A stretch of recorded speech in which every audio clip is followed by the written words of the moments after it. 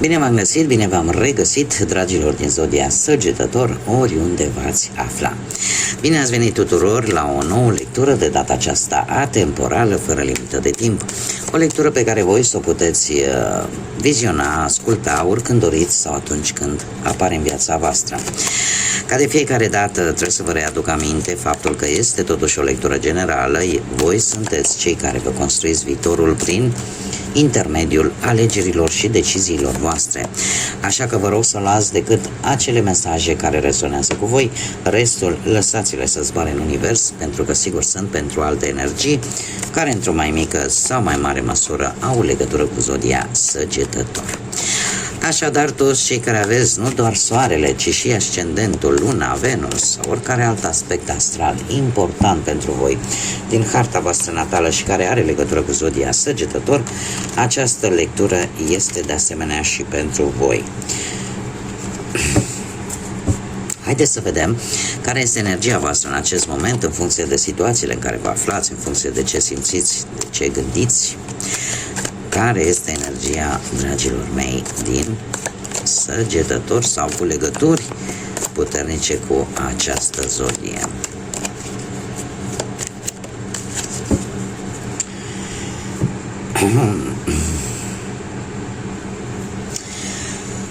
Dragii mei dragi, se pare că energia voastră este una a lecțiilor de viață. A lecțiilor de viață în care poate că tocmai ce v-a fost servită o anumită lecție de viață, tot încercați să creșteți într-un anumit ambient, într-un anumit aspect al vieții, dar parcă e o energie care se pierde și bateți parcă pasul pe loc. E ca și cum ți-ai dat seama și ai spune parcă nu se mai merită. Sunteți voi angrenați într-o situație, într-o acțiune, într-o relație. Voi adaptați în funcție de ce vă interesează, ce aspect al vieții vă interesează, fie el profesional, material sau relațional, sentimental, în care simțiți că parcă nu mai se merită efortul, parcă e o pierdere de energie efectiv degeaba. Nu știu dacă Zodia Taur vă spune ceva, dar se pare că această pierdere de energie durează de prea multă vreme și voi tot ați așteptat o îmbunătățire, ați așteptat poate, cum să spun, o reușită, o creștere personală. Iar pentru voi e și ca o lecție de viață. Haideți să vedem, să dezvoltăm și să vedem ce vine în următoarea perioadă pentru dragii mei din Săgetător, ce este, ce nu este în favoarea voastră, ce controlați sau ce nu puteți controla. Dragilor mei din Săgetător, ia să vedem.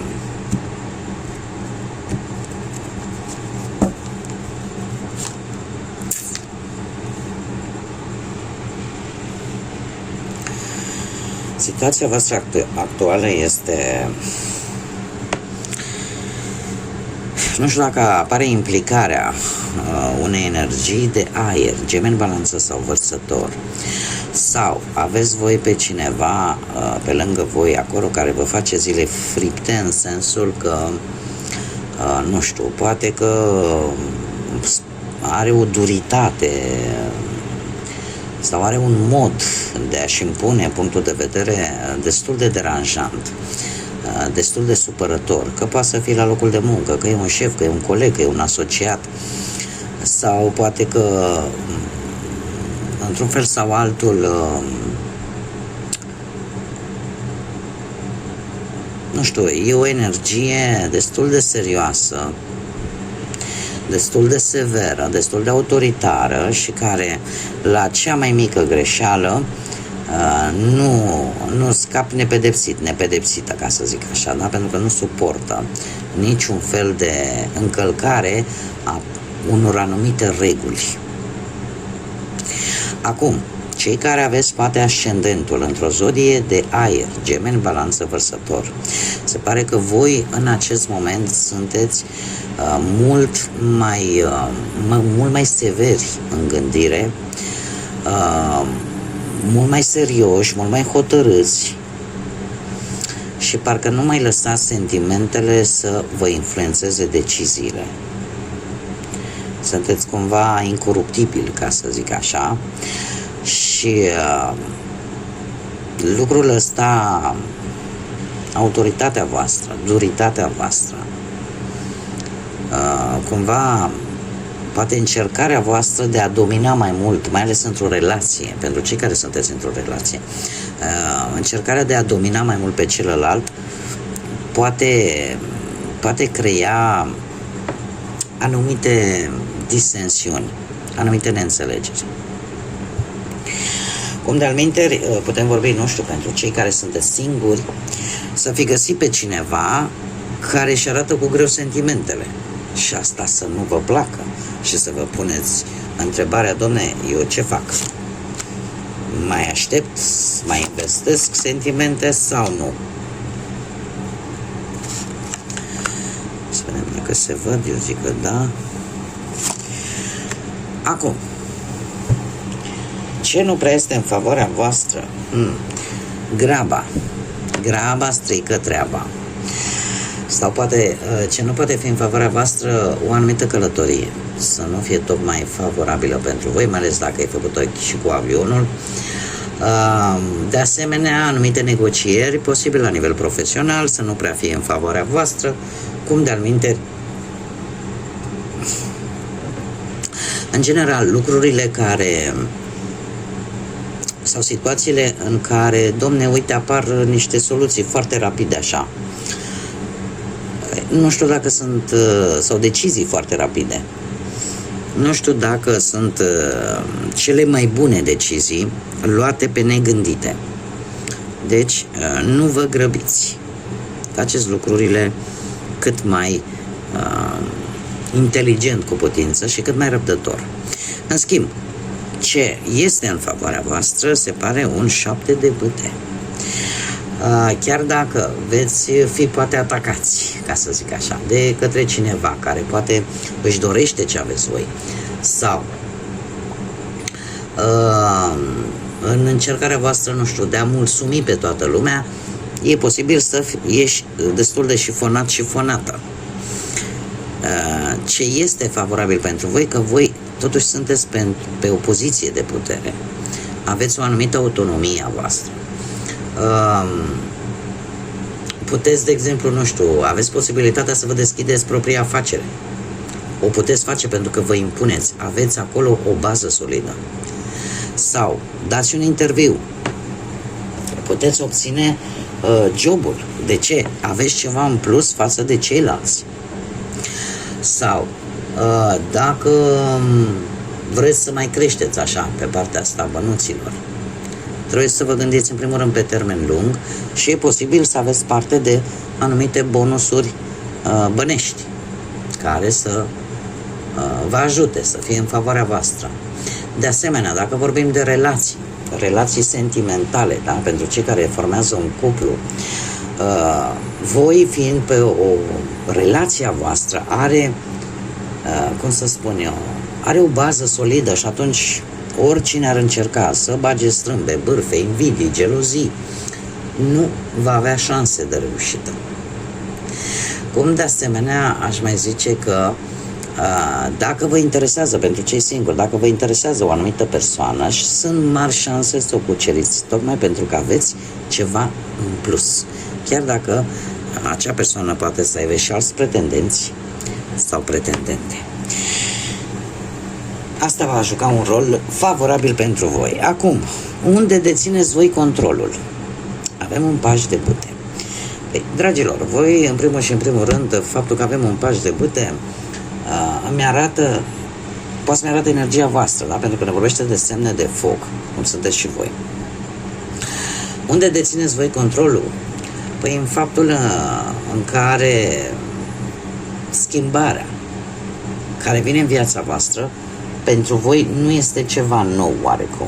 Pentru că voi sunteți deschiși schimbării, cunoașterii, aventurii. Da?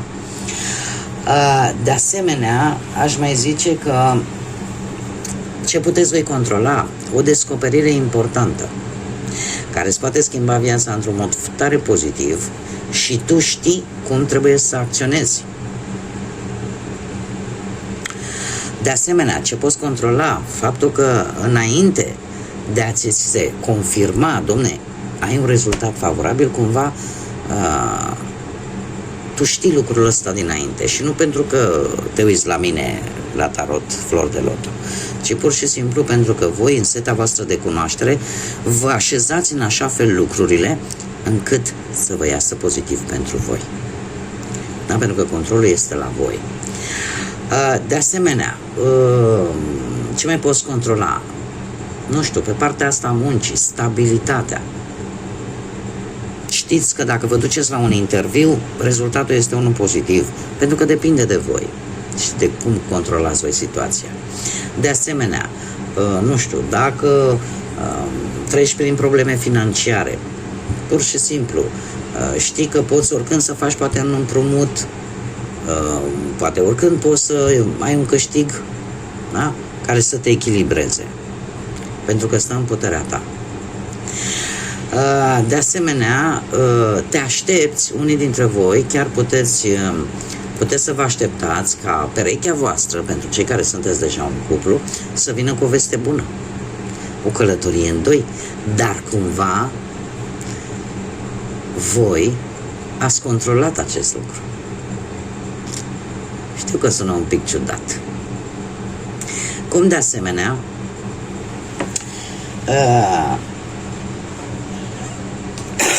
îmi cer scuze, cum de asemenea ce mai puteți voi controla faptul că știți exact ce căutați la un partener. Poate căutați pe mult atitudinea partenerului sau partenerei și nu neapărat planul fizic, aspectul fizic. În felul acesta se manifestă acest control pe care voi îl aveți asupra unor situații, lucruri și aspecte ale vieții. În schimb, ce nu puteți voi controla, foarte interesant, o regină de bâte, alte zodii de foc, sau ce nu puteți, eu aș zice că e cineva din leu, dar fiind o lectură generală, spun berbec, leu săgetător. Orică e o persoană pe care nu o puteți controla, o persoană care în general îi place să iasă în evidență, care stă foarte mult pe internet, care vrea să e foarte dominantă, foarte energică, foarte independentă, este o persoană căreia niciodată nu-ți va accepta un nu ca și răspuns atunci când își dorește ceva.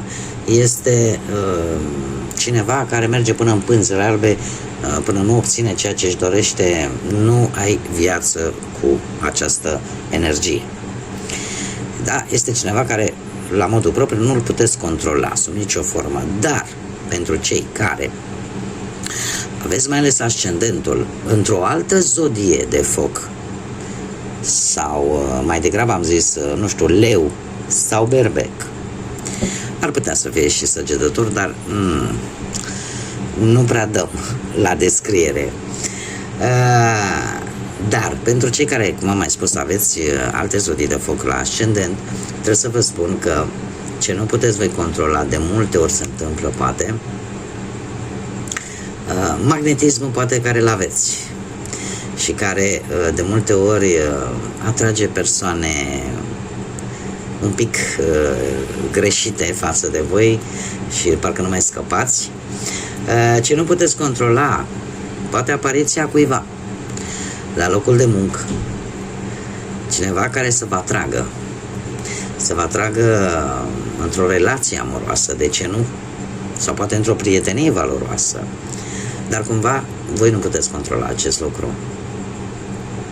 Ce nu puteți controla, faptul că există șansa să găsiți iubirea poate prin intermediul internetului sau poate la, nu știu, o întâlnire ad hoc așa, la un eveniment social, la un eveniment artistic. Ce nu mai puteți controla? tendința voastră de a cheltui un pic dezorganizat, mai ales, cum am mai spus, pentru cei care aveți zodia leu în ascendent. Tendința voastră de a cheltui în haine, în decorațiuni, în hai să facem reformă în casă, da? Și de obicei în investiții care rezultatul durează până se vede, da? Iar ce nu mai puteți controla, de multe ori, nu știu, poate că unii ați observat că atunci când încercați să găsiți poate un loc de muncă sau să aveți o reușită rapidă așa la locul de muncă, depindeți posibil de persoane mai în vârstă decât voi și posibil feminine. Toate aceste lucruri cumva nu stă sub controlul vostru. Cu cine intrați în interacțiune în anumite momente, în anumite situații. Haideți să vedem acum ce mesaj au unicornii magici pentru voi, dragilor, în această perioadă. Un mesaj, te rog, pentru dragii mei din Săgetător sau cu legături importante în această zodie pentru următoarea perioadă. Vindecătorul sau vindecarea, dar mai degrabă zice vindecătorul. Hai să vedem ce spune. Ai puterea de a ajuta și de a vindeca pe ceilalți. Deci am zis bine, vindecătorul. Se pare că în această perioadă, chiar dacă văd eu energia asta de la început, în care ceva o simțiți că vă trage în jos și că în loc să avansați, regresați voi sau stagnați, vă blocați. Totuși, trebuie să vă spun un lucru. Ceea ce voi faceți acum, ajutorul pe care voi vi-l oferiți acum, vis-a-vis de alte persoane care se află poate în situații mai complexe și tot acest gol pe care voi îl resimțiți, ca și cum eu depun atâta efort și parcă nu se merită, va avea recompense într-un viitor apropiat. Este un îndemn de a nu vă opri în a sprijini acolo unde voi vă doriți să sprijiniți, unde vă doriți să ajutați. Pentru că există o calitate pe care poate mulți dintre voi o aveți și care poate apare chiar și în ceea ce trebuie să faceți voi în această viață, care este nodul nord al vostru și care ține de ceea ce trebuie să îndepliniți în această viață. Nu știu de ce, dar simt că chiar dacă de multe ori nu primiți acea recompensă nici de la anumite persoane, nici de la viață, să continuați să faceți bine, pentru că nu va dura mult și veți vedea și cealaltă parte a monedei, aia pozitivă, la care voi vă așteptați. Voi să continuați să faceți ce știți voi mai bine să faceți. Dacă asta poate ajuta și pe ceilalți, pentru că se pare că cel puțin unii dintre voi, cei care se regăsesc desigur cu aceste mesaje, aveți această calitate pe care nu trebuie să vă pierdeți, indiferent că vă simțiți ca și cum v-ați lupta cu morile de vânt sau simțiți că parcă nu aveți niciun beneficiu. Beneficiul va veni, vă spun eu.